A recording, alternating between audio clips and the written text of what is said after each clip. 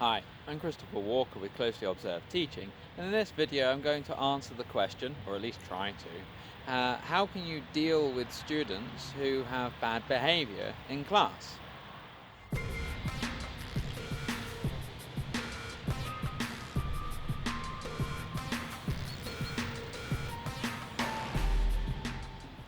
Yeah, I'm sure it's happened to all of us. I'm sure it happens more frequently with young learners, probably teenagers as well, but it can also happen with adults.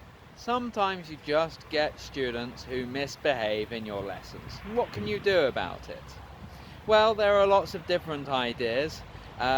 Speaking holistically, I think the best thing you can do to make a good start is to think about why it is that students are misbehaving. Is it tiredness? Is it a lack of interest in the subject? Is it that the subject is too easy or too difficult? Could it be a personality clash in the classroom? Or could it be something completely external to what's going on? Maybe they had a bad day, maybe they have a difficult home situation. Maybe they've moved house and they don't like where they are now. There are so many different things that are possible. I want to mention here there's a very good resource online. This is the blog of André Hedlund, who's brilliant chap, lives over in Brazil. If you have a look at his blog, he talks about this topic and he looks at the neuroscience and neuropsychology of misbehaviour, looking at cue, response and reward systems. And I think his blog post, 8 possible ways of dealing with this, is very good. It's a really good introduction to a lot of things, so I'm not going to talk about the same things as he has. Instead, I'm going to talk a little bit about the idea of reward systems in your classroom. This is something that's been recommended at my school, International House Bielsko-Biala, for many years now. We have a system in place where we've created our own kind of currency, the IH zloty. Now the way it works is that maybe on the whiteboard you make a list of the students in the class, and if they do something good you give them a smiley face. If they do something bad you take away that smiley face. Of course you need to make it very clear what the rules are. So if a student misbehaves, they need to know what sort of misbehaviour will actually be reprimanded. You can't just say, oh, I didn't like that, you lose a smiley face. You need to establish a system of rules and you need to be consistent with it. So that's one of the systems that you can choose from. Another colleague of mine, Alan Laing, who now works at the primary school here in Bielsko-Biala, he has devised a slightly different take on this. He calls this the secret student, and I really like this method of maintaining behaviour in the classroom. Essentially what he does is he establishes the rules. He has cards saying, try your best, speak English, be nice, things like that. Those are the measures of against which students are judged.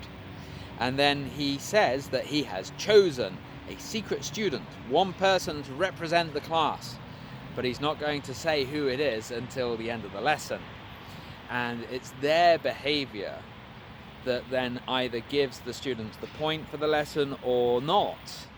And then as the lesson develops, he goes around the classroom, and if a student looks like they're about to misbehave, they're about to go off task, he just goes quietly in and says, are you the secret student? And it brings them back. I've tried this myself. I taught a few lessons up at the primary school in September, taking on board what Alan had said in his description of this program. And I have to say, for the few lessons that I was teaching there, it did work. It worked very well. And it was a lot easier for me to do this system than a kind of individual reward system.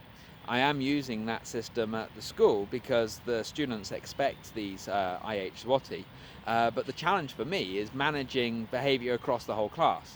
I've got 10 students in that class. Some people have bigger classes, and when you have to manage the expectations of 10 students and say that was good and that was bad, but with 10 students during a 90-minute lesson, it can be really difficult.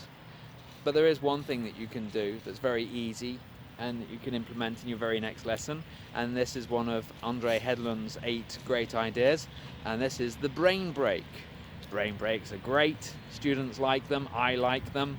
You take a short break in the lesson, show the students something completely unrelated to the task at hand, get them interested again.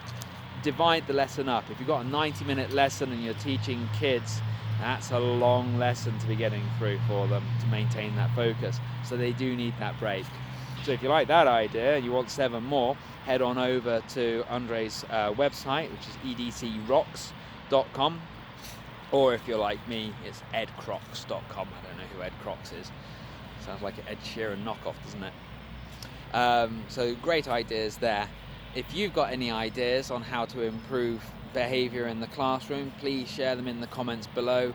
I'm still looking for whatever the secret is. I've been in this game for 10 years and I'm still not perfectly good at dealing with students who misbehave. So I look forward to hearing your ideas as well. So if you've enjoyed this video and you've learned something from it, well, thank you to André and to Alan, because really I'm just the messenger here. But if you did enjoy it, please think about liking this video and subscribing to the channel. Really appreciate your support. And if you really enjoyed this video, think about buying me a coffee. Link in the description below. So thank you very much for joining me, and I'll see you next time.